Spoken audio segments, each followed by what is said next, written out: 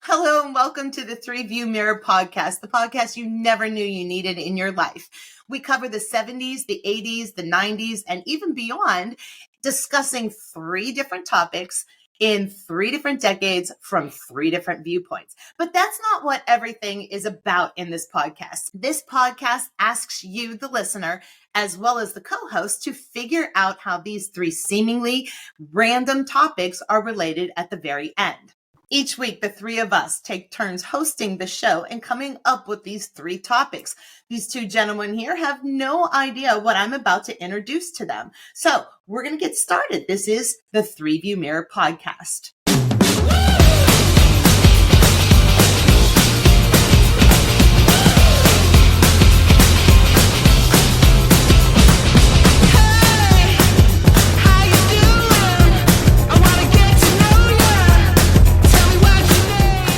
Gentlemen, before we begin, I am Rachelle O'Black, and I am better known as Gen X Shell across my social media accounts, where you can always get in contact with me for a little bit of Gen X humor. My name is John Cotredes. I am also known as Gen X Jono across my social media platforms, where we discuss all things related to Generation X. And I'm Chris Clues, better known as Chris Clues. I am a keynote speaker and author that talks about and writes about the work and life lessons that we can learn from 80s pop culture, the greatest decade ever for pop culture. Gentlemen, I have three amazing topics. They are Kiefer Sutherland, Dear Abby, and Sarah Connor. Which you have to say it that way, right? Sarah Connor. So Kiefer Sutherland, Dear Abby, Sarah Connor. We're going to start off with Kiefer Sutherland and start talking about an icon, in my opinion, of television and movies. I first started to notice him. You probably guessed the movie where I really started to have a deep attraction to Kiefer Sutherland. Can you guess? The Lost Boys. Absolutely. Absolutely. Yeah. Thoughts on Kiefer Sutherland? Iconic. I loved The Lost Boys. I often make fun of the fact that I love the connection between Peter Pan's Lost Boys and the Vampire Lost Boys, because they all stayed young forever. And I take a third jump to that and say that those of us 70s and 80s Gen X kids are also an iteration of Lost Boys and girls, because we're never going to grow up. One of the best 80s movies where I rooted for the bad guys almost all the way through the movie. I rooted for Kiefer Sutherland and the vampires.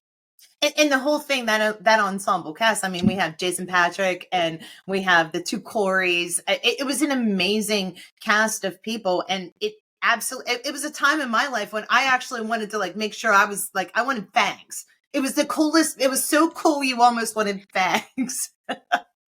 Yeah. I mean, for me, just like you with Kiefer Sutherland, for me, it was the huge crush on Jamie Gertz, who played Star.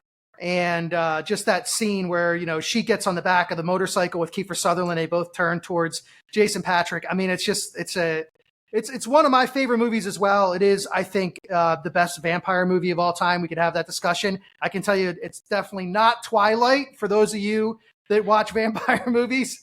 But great soundtrack, as 80s movies tended to have. Incredible soundtrack.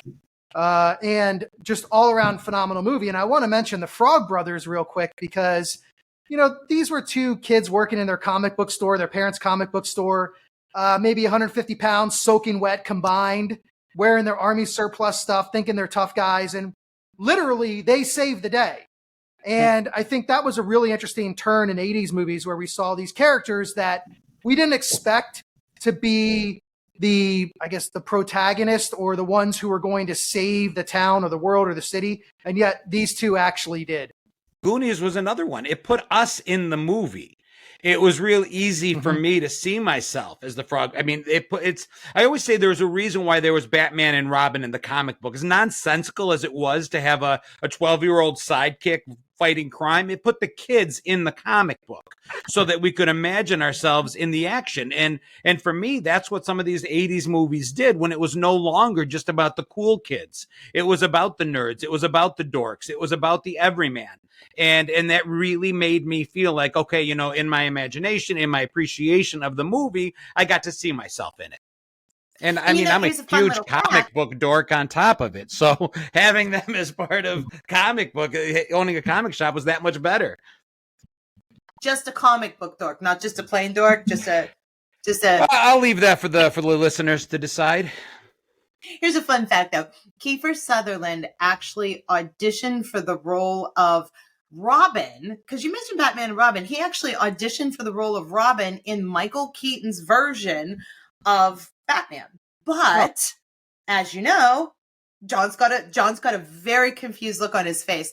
Why don't we see him there? Because there was no Robin. Got in that it. movie. Okay. Another cool fact, just throwing facts out at you here. He actually auditioned for Johnny Depp's role in Nightmare on Elm Street. He was like a front runner to get the infamous bed swallowing bloody bed scene in Nightmare on Elm Street. Oh. So I can't imagine it with anybody but Johnny Depp personally. And that was another one that just made me want to, That's so cool though, Shell, that you bring that up, because I imagine like the 80s in these casting rooms, in these audition rooms back in the 80s, to imagine the members of the Brat Pack and the Lost Boys and these, I mean, there were so many mid-20-year-old actors probably all auditioning for the same roles. And to think that Kiefer Sutherland is passing Johnny Depp and Jason Patrick and Charlie Sheen in hallways auditioning for roles before they, really made it huge. What an amazing group of actors and actresses going through that time period that we as younger kids, if not looked up to, then at the very least admired. And then you talk about the ensemble cast, because Flatliners, speaking of big stars, Flatliners was another amazing movie that I loved of his. I can always remember Billy with the red hoodie. That was a huge thing. We used to do that in school all the time. If anyone owned a red hoodie, we always put it up and said we were Billy. Yeah, and if I could just jump in here with the Lost Boys. Kiefer Sutherland actually played Eyeball in the movie Stand By Me as well, which was, I'm sure it wasn't his first movie, but certainly like his villain turn as Eyeball in Stand By Me, which was actually, I believe, the same year as The Lost Boys. It might have been a year before The Lost Boys, but a fantastic movie as well. And, when we talk about the 80s and Kiefer Sutherland and 80s movies, I mean, the 80s was the only time you were ever going to see that scene in The Lost Boys where you have this massive shirtless guy sweating his ass off, playing the saxophone with flames going everywhere, and then vampires flying above the entire concert. I mean, I just don't know where else you would ever see a scene like that. There was so much going on, and it was amazing, and it worked, but it could never work in any other time, I don't think. Well, here's a fanfic connection for you. There have been some things that I've read on like Reddit and in the dark halls of the internet that speak of the train trestle that was in Lost Boys, and they're hanging underneath the train trestle as the train goes over. Iconic scene, right? Because that's when they fall and to reveal themselves as they are. There's also an iconic train trestle scene in Stand By Me with the train coming over. So what if Eyeball is the same character, but because he's a vampire, he stops aging and goes all the way from the 50s into the 80s as the same character, but now a vampire in the 80s, and it's the same train trestle. Awesome. That is mind-blowing. I mean, that's... I think you need to lay off the internet a little bit, John, just maybe... That's amazing. That's an amazing concept, though. I love the idea. I mean, think about it. The actor, the character, the way he played both roles. I mean, I love hidden potential connections between movies we watched. And I'm a big believer in the author loses control over his work once he puts it out there. Now it belongs to all of us, so we can imagine whatever the heck we want. And I will not lay off the internet. Thank you so much, Shell. I like it just the way it is. And, you'd be remiss not to mention Kiefer, 24, of course, with Kiefer Sutherland. If we're talking about Kiefer Sutherland, Jack Bauer is a classic. I mean, arguably one of the most iconic television characters in the top 20 television characters of all time. The impact that show had in terms of how television was delivered to us. And it was awesome. And he was awesome. Yeah, 24 hours of time. It was something new for the time being. And I like how Kiefer Sutherland actually went from, bad boy in this movie to serious role in another movie to, like in Flatliners, he a redemption character. And I love it. And then of course he was part of the Renegades of Young Guns, of course. Did you see the size of that chicken? I love that. Keep quoting, Chris. Keep quoting. I love that movie. Are you kidding me? Like I could, when they all do the peyote, and he's like, he says something like, "What if they can see us?" Because they're like on their horses backwards, and they're going through like I think like I don't remember who was around, but a bunch of people around. And what if they can see us? And he's like, "We're in the spirit world, asshole. They can't see us." And another amazing soundtrack, right? The Young Guns soundtrack, Renegades, Mount Up, just soundtrack after I don't know that kids today can understand the importance of what a soundtrack was, because they can put together their own music on a playlist and it still costs them the $9.99 a month or $19, whatever their Spotify membership is, whatever their Amazon Music, Apple Music membership is. It doesn't matter. But for us, it was an opportunity to buy one cassette, one CD, one album, and listen to all these different artists and try them on for size. And it was just, we stated almost every episode because it comes up, because it was so pivotal to us. It was like someone made a mixtape for us and we were able to go buy it. And Chris always says that people vied for that. Chris, tell our audience, if this is their first time here, what happened with music in the 80s. Yeah, and I wanted to mention the Regulators Mount Up. That ended up on Nate Dogg and Warren G's song Regulate. So it had a life of its own after that. But the 80s movie soundtracks, that was one of the very few places that musicians could get their music out, extend a revenue stream, a different type of revenue stream besides the concerts, and people basically buying their albums or their cassettes or CDs in the store. They didn't have the avenues that they have today. And so they were all vying to be on those soundtracks. In fact, just today, we're recording this on November 6th. So let's see, 36 years ago today, arguably the greatest soundtrack of all time came out, which was the Lesson Zero soundtrack. Lesson Zero, very dark, disturbing movie, good one nonetheless. But the soundtrack, when you talk about that, Shell, Public Enemy, LL Cool J, Slayer, the Bangles, Roy Orbison, Joan Jett and the Blackhearts, Poison. I could keep going. Soundtrack? Aerosmith, Jimi Hendrix, The Doors, all on one soundtrack. Oh my God. I agree with him. One of the best, only one artist missing that would have completely made it like the most iconic soundtrack in the history of the world. But Bette Midler must have been on another project at the time. For once, I get to beat you there. I have to look that one up. This was a movie? I don't know the movie. You've never seen Less Than Zero? No. Who's in it? Maybe Robert I did. Downey Jr., James Spader, Jamie Gertz. It's the same guy who wrote American Psycho, just to give you an idea of how dark it might be. Different story, of course, but Bret Easton Ellis wrote the book. And but yeah, to your point, the soundtracks. I don't know that it'll ever happen like that again. I just listed off maybe 2/3 of the artists that were on that soundtrack. It's amazing to me, though, we go back and we think of all the movies that we've seen. Some movies stand out to us, and then some movies we're just like, I didn't see it.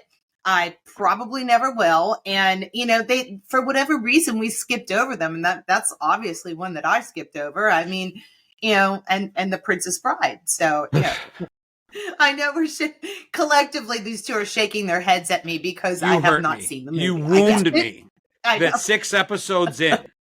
I have no words. You hurt my heart. It is in the words of The Princess Bride. It's inconceivable that you have not seen The Princess Bride. I'll leave my Gen X card on the table on the way out. But we all have one of those movies. For me, it's Fast Times at Ridgemont High.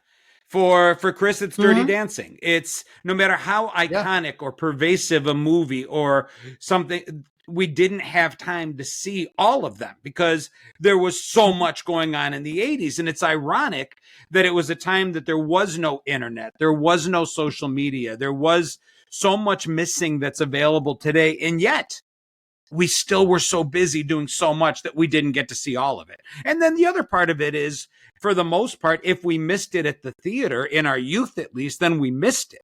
And then by the time Blockbuster came along, by the time all these other things came, there was such a backlog that there still wasn't enough time to see it all because new movies kept coming on top of it. Yeah. And can we mention that Kiefer is just a cool name too? Can we just, I mean, it is a pretty cool name. Kiefer is a pretty cool name, and you don't hear it often at all. No. But such a cool name. You know, I did not, and speaking of lack of internet from way back, I actually did not know at the time when I was watching, I don't remember when I recognized it, but I didn't know he was Donald Sutherland's son. Because if you think about, you know, it's not like you could get into the S-level encyclopedia here and say, okay, let's look up Kiefer Sutherland. Today, we have that 24-hour access to the Hollywood star information. But if you didn't see it on a magazine or something somewhere, maybe you didn't know this until years later. I don't know when I knew it, but it took me years to know that. Yeah, just like Emilio Estevez and, you know, Martin Sheen's son, obviously along with Charlie, but yeah, Emilio Estevez, who I don't know the whole story behind why he kept the Estevez. Maybe he just didn't want people to know, or he didn't want to maybe be hired for that, but I guess they would know. And you mentioned, Shell, I think you mentioned Nicolas Coppola. Earlier as well, you know, in another episode with Fast Times. So I do want to say, though, I love the thing that I love, so many things I love about Kiefer Sutherland, but one of the things that I love about him is that he's still out there today, still making, he crossed over into TV and making for 24. But even what's the one of the show where he becomes the president? Just recently, it was on and moved over to streaming. I know what you're talking about. Designated Survivor. So, it's kind of 24-ish, but later on in life, right? He's older, but still out there, still making movies, still relevant, and still cool. Very cool. He's very cool. Yeah. And he's actually a Gen Xer. He's born in 1966, so he is technically a Gen Xer. That explains it. I mean, let's get him on the show. That gives him the cool factor times 10, right? Times 10. That's right. Times a million. Times infinity. Agreed. And beyond. And he worked with Julia Roberts. Did they ever date? I feel like all those stars dated at one point. Him and Julia dated for a while, didn't they? I believe they did.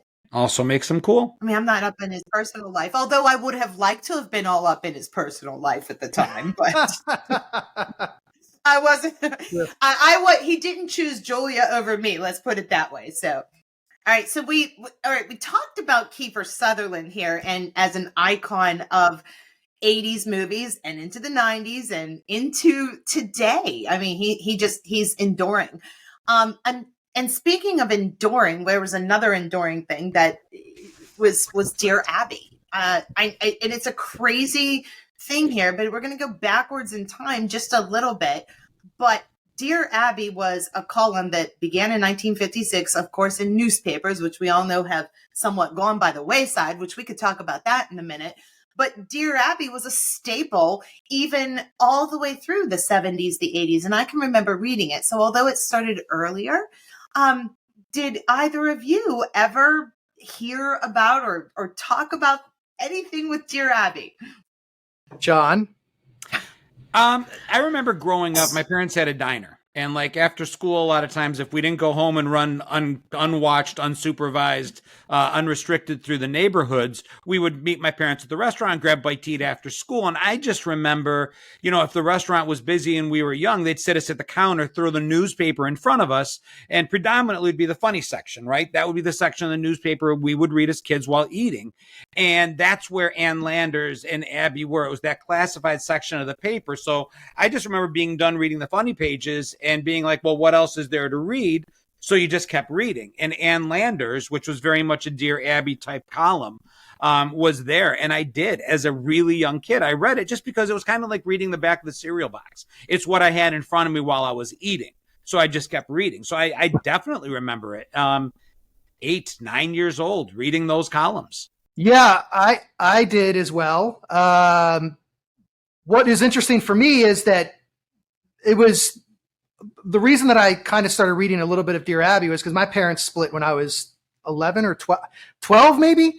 And so much of, Dear Abby was about the relationships between parents and kids. And she did talk a lot about divorce because that is something that was prevalent in the 80s and I think exploded in the 80s. I mean, so many of us came from broken homes. They call them broken homes, but honestly, there were broken homes and then there were parents who split up but stayed in their kids' lives. And so regardless, it was a difficult time and it's tough because you're a kid and the only people you've ever known that had a loving relationship were your parents. And when they don't love each other anymore, it's hard to grasp that concept of, well, wait a minute, how come this happened? Is it my fault? Did I do something?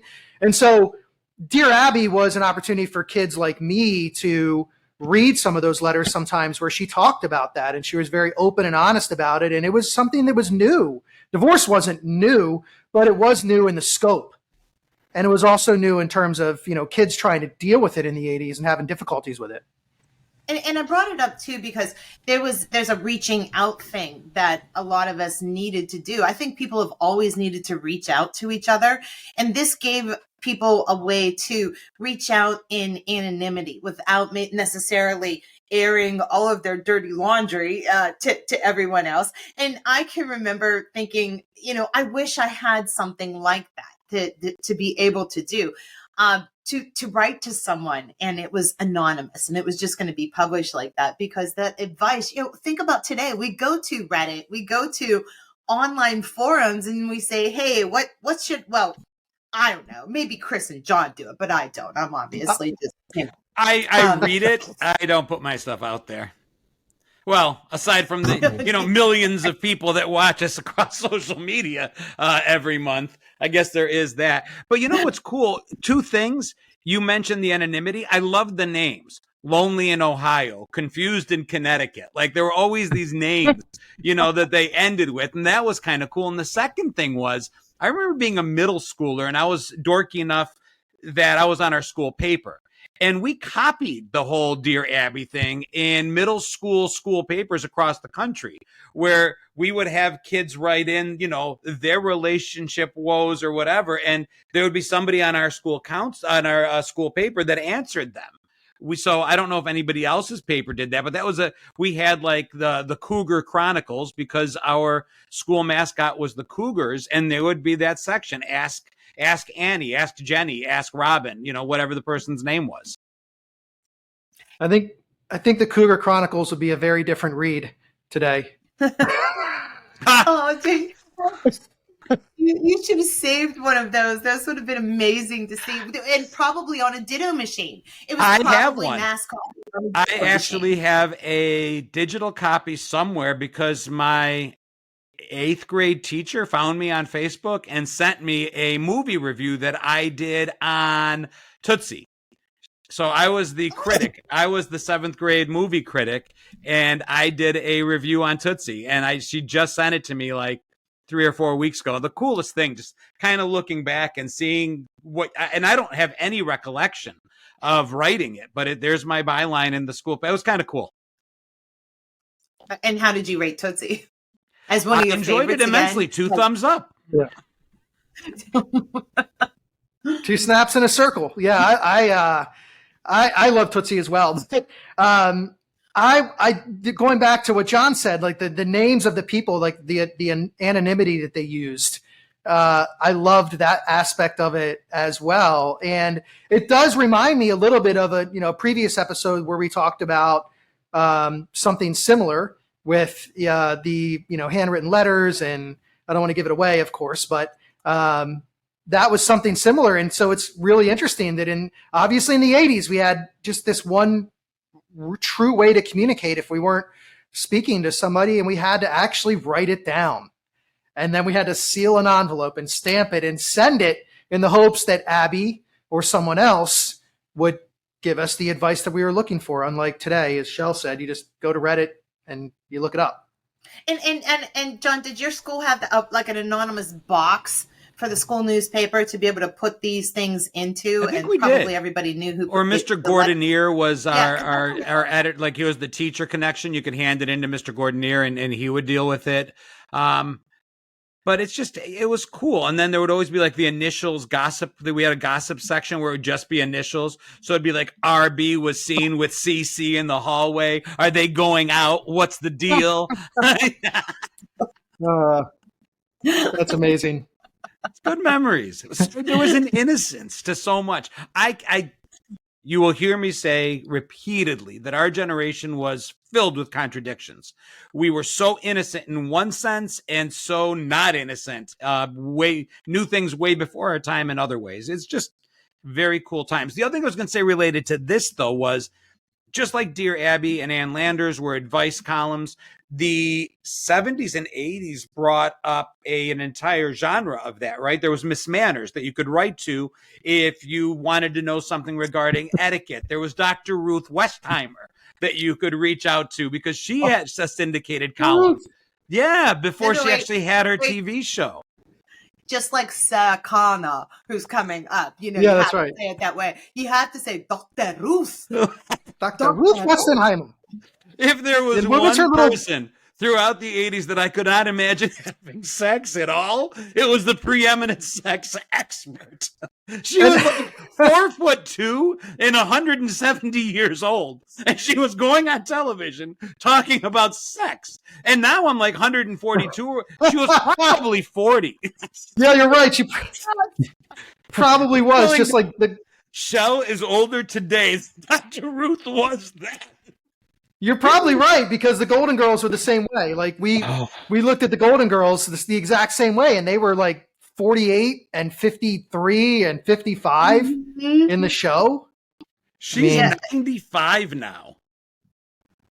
And still alive. So that would have made her like 45 back. So she was born in 28. Wow. So she was like 50 and 78. She was our age. Yeah. What was her little tagline? What was the little thing she said at the beginning? She had something that she said at the beginning of every show. I can't remember what it was. Google it, John. Go have sex? Do it right. She was big on as long as you had consent, anything goes. She was a dirty little woman. When it comes to sex, the most important 6 inches are the ones between the ears. Someone was sticking it in her ear? 95-year-old woman. I didn't hear a word she said, and I'm still laughing. We've strayed again. Chris, you're supposed to bring us back. Come on, you're the adult in the room.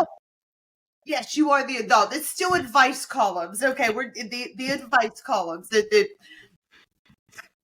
I mean, I'm the one who said that the Cougar Chronicles will be very different today, so I don't know if I'm the adult in the room, but yes, the advice columns. I mean, that was, again, the only way for people to truly get advice outside of going to, a psychologist, which, again, that's a huge leap for most people to say, like, I'm going to actually, today we think about it very differently. I mean, I don't know. I read about a lot of people like, my therapist. But in the 80s, that was not something that people talked about. It wasn't something that people did on the regular. And if they did, again, they didn't talk about it. So these advice columns were where people could actually get some information about either something very serious in their life or something not so serious, like, how do I, as Miss Manners, which fork goes on which side of the plate? I still don't know. I got to back up 1 second. It took me, you were continuing to talk, but it took me a minute to understand what you meant by Cougar Chronicles. And then I'm sitting here and I'm going, okay, Dr. Ruth was 50. Dr. Ruth was a cougar. Shh, I'm a cougar too. I'm at that age where, that's okay. Yeah. But Dr. Ruth was a cougar too. I think cougars are technically in their 40s. Oh, shut up. Late 30s, early 40s was the whole cougar movement. Oh, no. I think the word There's a show on it, Cougar Town. Grandparents. Nana. You're a nana. Oh, Banana news. What I was going to say is then these columnists, right? You can still take it one step further back then, because that, we have Dr. Phil today, but like I remember learning stuff about this kind of stuff on the Phil Donahue show. And that's, Dr. Ruth would be on there. Dear Abby would be brought on there. Ann Landers would be brought on there. There'd be like extensions of these things. And they all were basically about the same thing, bringing to the masses these topics, this information. To Chris's point, this was therapy for a lot of people. They got to see someone going through what they're going through on television, in the newspaper, relatable content, and kind of brought it into their lives as advice, because no one went to therapy. And if they did, it was either court ordered or you kept it to yourself. Or could you imagine as a kid going to your parents and saying, I really think I'd like to have a therapist to talk about my feelings? Could you imagine that conversation? No. I think the conversation would end with what feelings? Yeah. What feelings? You don't have any and you're never going to. So there. And I don't want any listeners to take from it that if my kids come to me and want, I don't think there's anything, even, I think it's highly healthy to be able to voice your feelings and speak to disinterested third party and all of that. So I'm not bashing it. I'm just saying it wouldn't have ended well for us. Our parents would have, number one, it costs money. So the first question would be, well, if you need to, can you find a free one? Or talk to me. What do you need? Tell me. I'll tell you how to fix it. It just wouldn't have ended the same. So these were the ways that people sought this stuff out. I am not connecting this to Kiefer Sutherland at all, by the way. Maybe by the time we get to, I'm spinning. I do want to say, when you mentioned the Nana news, it just totally I'm sorry to go off topic here, but when you said Nana news, my brain went right to the Great Space Coaster. And no news is good news about Mary Gnu. Yeah. I don't know why Nana news sparked that in me, but it did. So that's wonderful. I remind you of a GNU and yeah, Gary GNU. The best GNU of them all. Yeah. I do want to say, though, based on the talking about Dear Abby, that as I look back too, what's really interesting is that some of the children's shows, as subtle as it was, they were also kind of helping kids with things as well. So when we think about Sesame Street and the Electric Company, if you remember that one, and some of the other ones where the characters really, I remember Big Bird and Oscar the Grouch and Bert and Ernie and all these great characters, but I also remember now looking back that they were also helping to guide us a little bit and kind of try to, there were situations that they were in that, it was fun, of course, and they did it in a fun way. Even believe it or not, the Muppets, to a certain extent, were helping us and providing us with advice. And I think that's one thing that I really am glad about from my youth, is that these shows were there to help us through some of these situations that, to John's point or to Shell's point, if we said to our parents, they would say, "What do you mean your feelings?" You were actually getting that a little bit from these characters that, didn't exist. They existed to us, of course, but. Well, you can go one step further. The cartoons, the last 3 minutes of G.I. Joe, the Super Friends, He-Man was always teaching us about the lesson. And, this is the moral. This is what you need to take away from the story. Letters from kids. Jamie writes in and says, "What do I do if my friend no longer wants to be my friend?" I remember this being pervasive back then and going through so many different shows, but letters from viewers asking for advice. I can't come up with specific examples in my head right now, but I know it was a thing. And to end off this segment, as a Gen Xer, you've obviously been given good and bad advice in your lifetime. And just segueing off of Dear Abby here, can you think of the worst or best piece of life advice you had ever gotten in your life so far? Or maybe when you were younger? I'll say the worst advice I ever got that I choose to freely ignore to this day is act your age. Didn't act our age when we were young. Refuse to act my age now. I'll act the way the moment in time dictates I need to. But, that was something we were told, I think, a lot growing up, is for good and for bad. When our parents wanted us to do something we didn't want to do to be responsible, it was act your age, and they aged us up. But when we asked for permission to go and do something, they would say no and act your age, and they'd age us down. It was always a constant. Never grow up with the Toys R Us generation. Brings us back Right. to the Lost Boys. Yeah, that's right. A good piece of advice, if I had kids, that I would give them is, and it's a little cliche these days because a lot of people talk about Robert Frost and the two paths that diverge in the wood, and I'll take the one less traveled. And I think sometimes that's important to remember, especially for kids today, that it's okay to take that path less traveled. In fact, it's a good thing. If everybody's going this way, it doesn't always mean that you have to do that. We used to say, somebody jumped off a bridge. Would you jump off it too? Or jumped off a cliff. And so I think it's important to remember that path that's less traveled sometimes is the best path. And, sometimes you're going to take it and you're going to realize, oh, maybe I need to get over here a little bit. But especially as a kid, just take that road less traveled. You'll learn a lot more from it.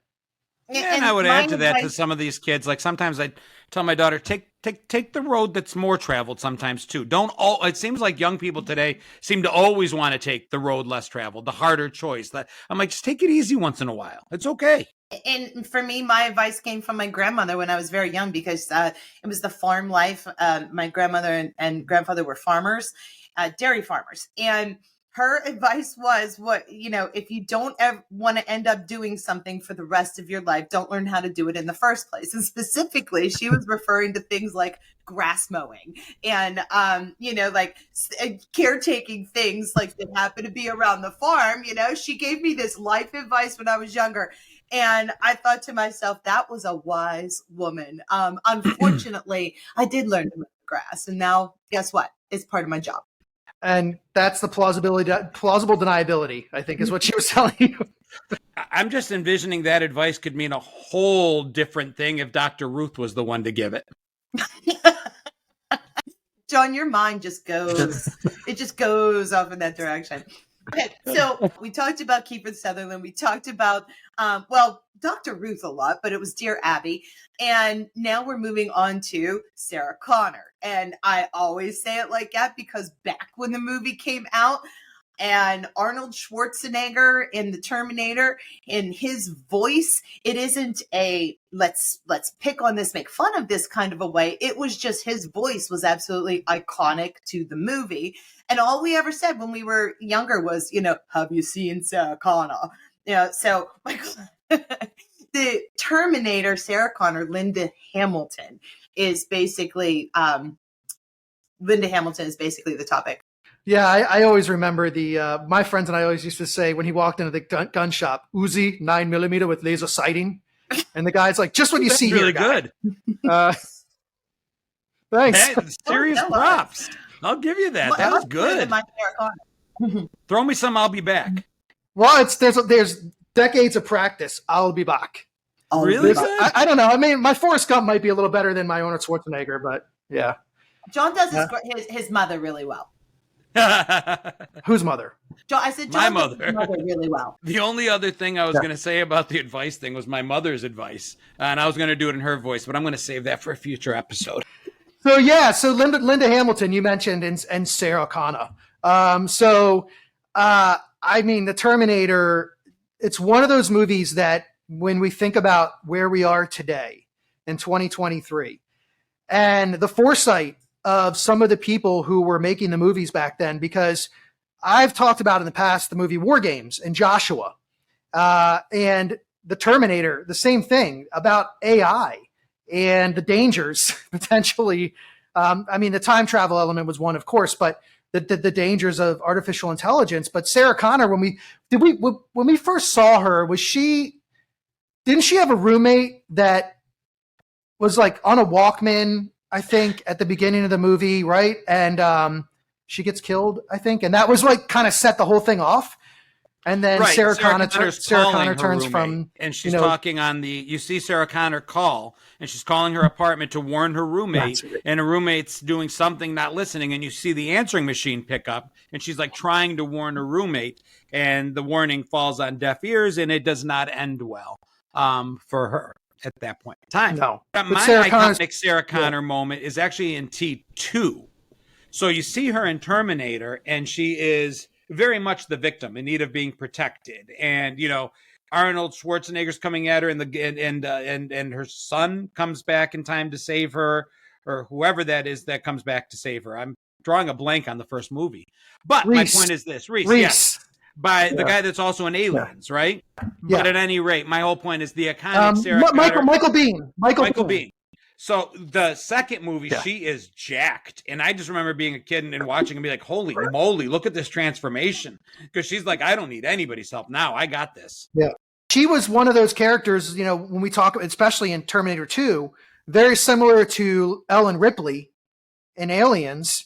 And, we talked, I talk a lot about the kind of leaders in 80s movies. And also going back to the Frog Brothers, this kind of relates to Lost Boys a little bit, because Sarah Connor in Terminator 2, to your point, John, and then we'll take Ellen Ripley as well. And then you can, Arnold Schwarzenegger, Stallone, all these characters, when we saw them on screen, we're like, yup, they could save the world. And why was that? Because, Bonnie Tyler's song, I Need a Hero, it's got to be fast and strong and larger than life. And they were fast and strong and larger than life. And we expected them to be able to save the world, unlike the Frog Brothers or any number of protagonists that we saw in the 80s who actually did save the world as well. Sarah Connor was a throwback to the people that we expected to be able to save the world. And they came on screen and you said she was jacked. We're like, yeah, absolutely, she could save the world.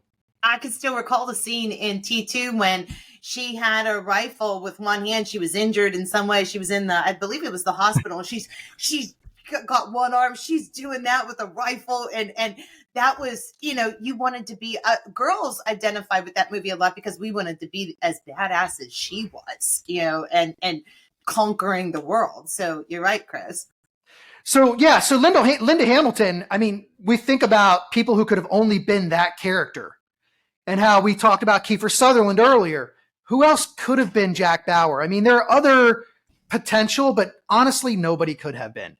And there's really no one who could have been Sarah Connor, even though there was great actresses out there who maybe could have portrayed her. No one could have actually been her.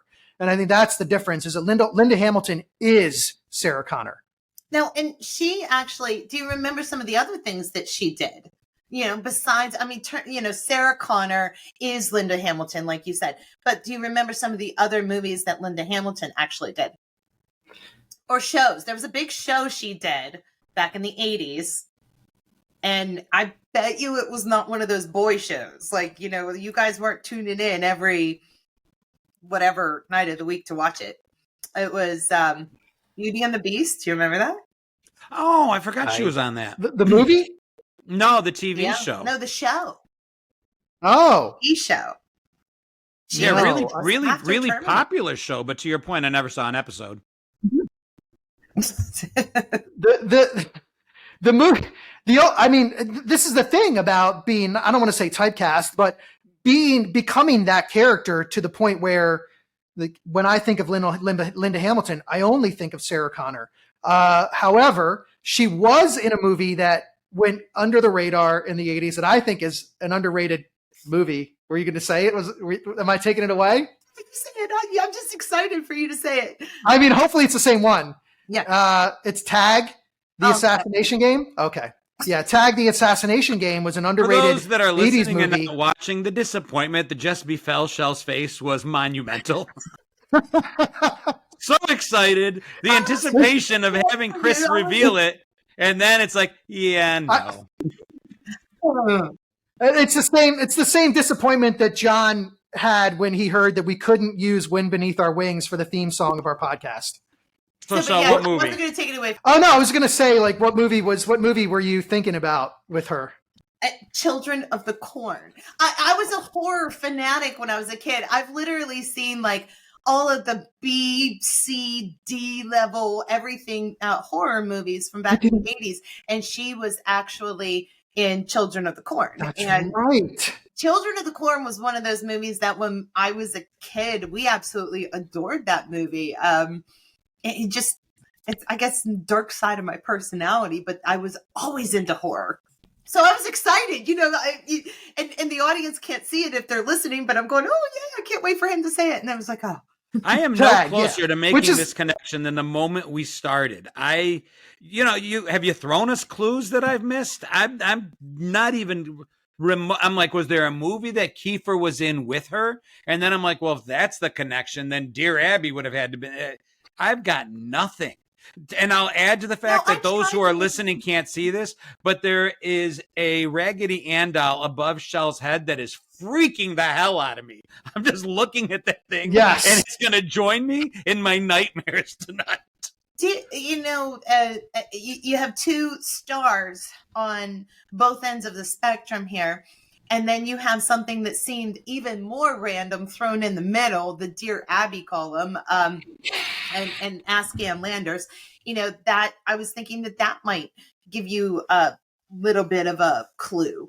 No, I mean, I'm struggling right now, and I'm trying to think of, I'm trying to think of how the middle piece, the Dear Abby, connects all of it, and I'm struggling. But you wanted to know about, while my brain is moving here, you wanted to know about Tag, the assassination game. And so it's actually on a college campus, they play this game with toy guns with darts, and it's called Tag, the assassination game. And they play it for fun. And then of course it becomes real. There's a real assassin, and then they're trying to, stay alive because this kid is mistaken for somebody that the assassin has to hit. And she is on the run. Linda Hamilton's character, Susan, I think her name is on the run with the guy. They're both trying to run away from the, and I think she may have been a secret agent or something that's trying to help him. I can't remember the whole thing, but it's a fun movie. Now, is that a movie you saw in the theaters, or is that a rental? I think I rented that because I was 12, and I think something about the title probably was, I was probably told maybe not. But I'm pretty sure it was a rental for me. Speaking of being 12 and rentals, were you allowed to go to, and this was pre-Blockbuster or small town stores, the rental places where you went to go get a movie, and there was maybe a set of saloon doors, separating the adult section, literally just slotted saloon doors, the adult section and the kids section. And it was just a little mom and pop shop. And maybe that might have been the first place I ever rented Terminator, because I didn't see Terminator at the theaters. It might have been the first kind of a place I rented that, and first was introduced probably rented to Terminator Children as of the well. Corn T2 I remember seeing in the theater. I remember T2, Terminator 2 being a huge push because of the special effects that came into play. That was the first time they'd had that sort of morphing technology shown on screen. And at the time it was cutting edge. I see it now and I'm like, wow, that, it's funny how much it impressed us back then and how not impressive it is today. But yeah. I don't know what it would take to impress us today. We watched The Boy Who Could Fly the other day with my 11-year-old, and the green screen imagery, she just laughed. She's like, oh my God, green screen, it's so hokey. They have better apps and filters available on TikTok right now that can make them look like they're flying. But I'm like, she's like, how did you watch this stuff and not just, I'm like, because I don't know. We removed ourselves from reality. We're like, it didn't have to look perfect for us to let ourselves be taken with the movie on that ride. Yeah, I would also say that I wish they would get back to on location. So, because the big sweeping cinematography that we used to have, which I know CGI is a thing now, but when you go back and you watch The Hobbit, or you watch Highlander, which is actually being remade, another 80s movie being remade, although it does have Henry Cavill and I like him, so maybe I'll give it a look. But these movies, that was the special effects were the cinematography. They were actually out on location showing you these places in the world that really did exist.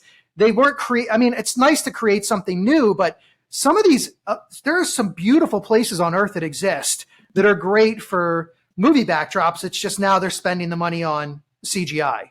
And maybe that's why Hollywood takes forever to put out a decent movie anymore. Is they're just not out there beating feet and getting the shots and putting those together. Now they're sitting there in the behind the computer putting the shots together.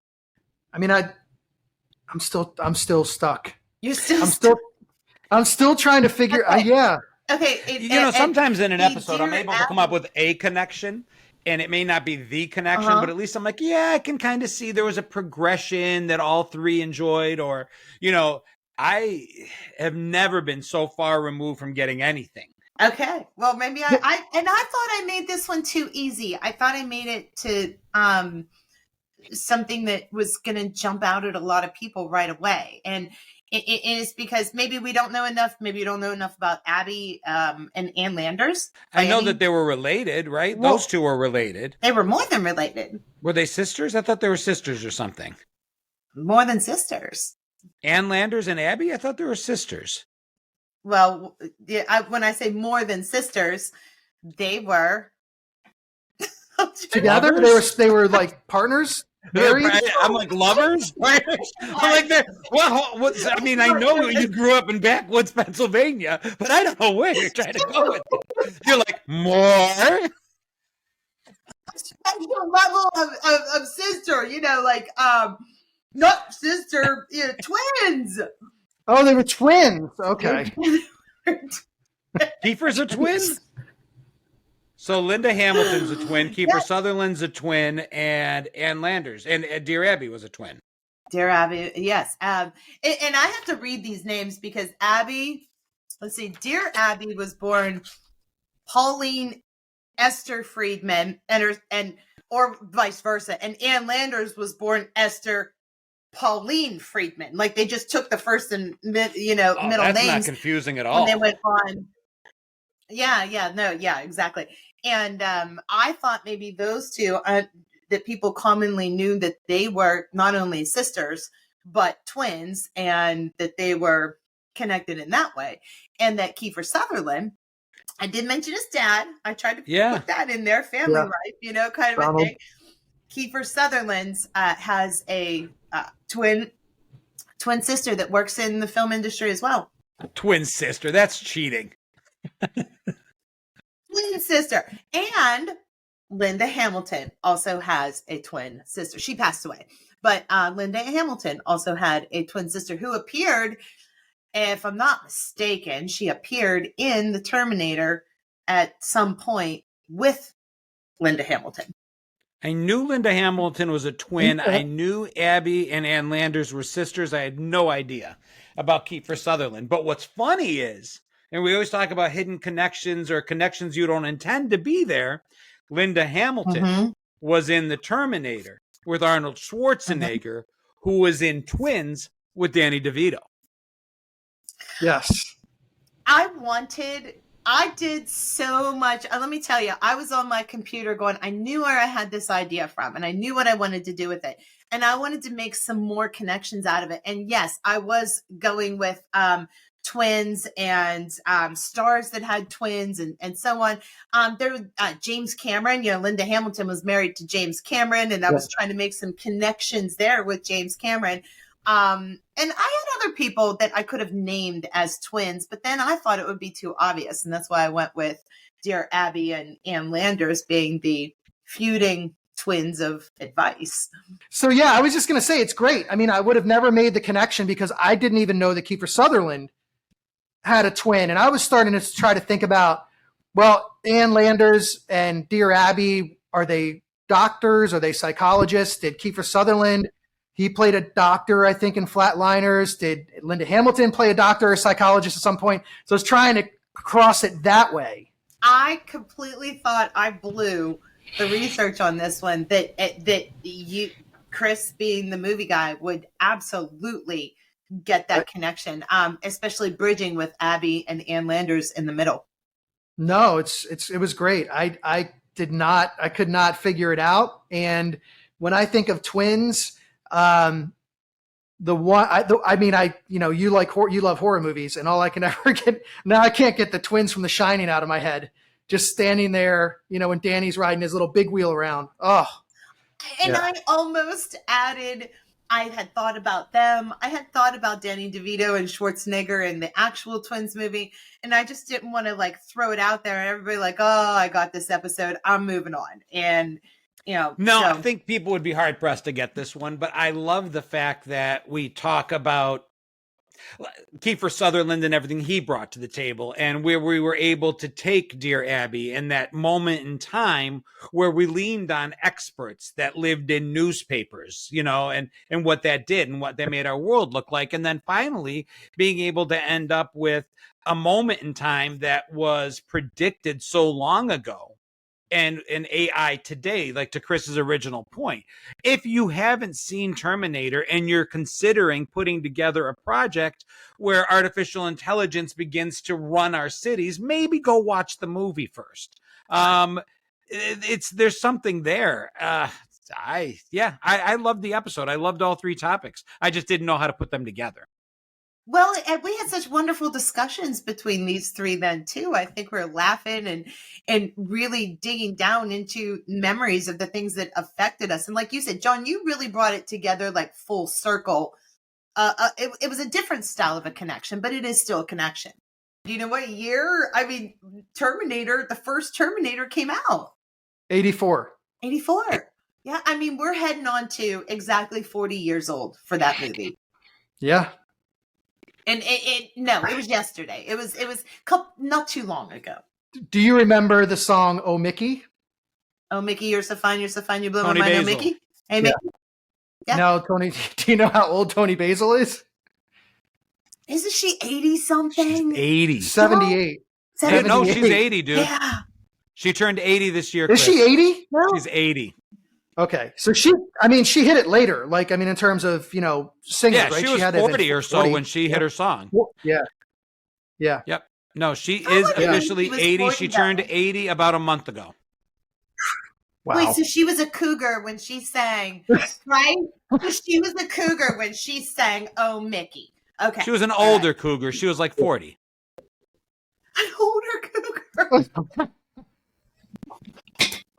To go right to Dear Abby now to deal with the feelings that you have just brought up in me. Listen, I've got this "they're how old" thing that I do on my Facebook page, my TikToks, where it just was a different era. People looked different. They took care of themselves differently. I don't know. And some people are like, well, yeah, they didn't have fillers back then and Botox, but it doesn't take all that to look younger. We look younger because we dress younger, because women don't put their hair in, what do they call them, hair sets anymore. I just did a meme where Alice was like 43 on the Brady Bunch. She was in her early 40s. She was 10 years younger than I am now. I am literally Mr. Roper's age. And then I'll get people like, oh, they made him look old. They made him look old? No. That's what you're going with? No, they didn't make him look old. That's what he looked like. Mm-hmm. That was him. And the really weird thing is that when we look at longevity, they live really long lives. Most of them are into their 90s. I mean, as our generation, I know we have all the technology and medical advances, but we're also eating a lot of processed foods and all that stuff that they, will be, until we'll see. We'll see. I don't know. I don't know. I still have a grandmother, born in 1923. She's older than Dr. Ruth. Yeah. Dr. Ruth Westheimer. My mother. She said, you are on the air. That's what she said. Dr. Ruth Westheimer. She had a radio show, too. I forgot about the radio shows. Oh, that's going to be a good topic for the future. You are on the air. Yeah, on the air. Dr. Ruth Westheimer. That's, God, I'm so glad it was driving me nuts. And I was like, what did she say? Oh, she said a lot, all right. I know. Yeah. Oh, yeah. She said a lot of things. Dr. Ruth Westheimer, you're on the air. Anytime we need a voice guy, we're gonna call you up in on this. Well, I used to practice voices in front of my mirror when I was a kid. So I was I did. Do you have a pen, John? Did you write this down? Oh, no. That's forever burned in my brain. I can see it happening. All right. I would stand in front of the mirror and I would do and I got a few that I can do. I wasn't a kid with Forrest Gump, but I do my Forrest Gump when he's on the bus. Do you like that movie? I love that movie. Hated that movie. Anyway, moving on. So I'm the one who's not supposed to have a heart, and you hate Forrest Gump, which is horrible movie. the hardiest his of way- hard movies. Stumbled his way through his entire life, just falling into success left and right. And I hated the movie. But when he's on the bus with Jenny, and she taught Matt. She was an awful human being. She taught me how to climb, and I taught her how to dangle. Dangle. Yeah, there's some that I'll reserve for another day, like E.T. and Yoda and stuff like that. But I think there's a few that I can do, but I wasn't practicing in my mirror. I was practicing other things in my mirror in my youth. You know what I mean? No. No. Girl, No. okay, speaking. Maybe I learned it from Dr. Ruth. Kissing yourself in the mirror. You had to practice how to kiss in a mirror. You didn't? No.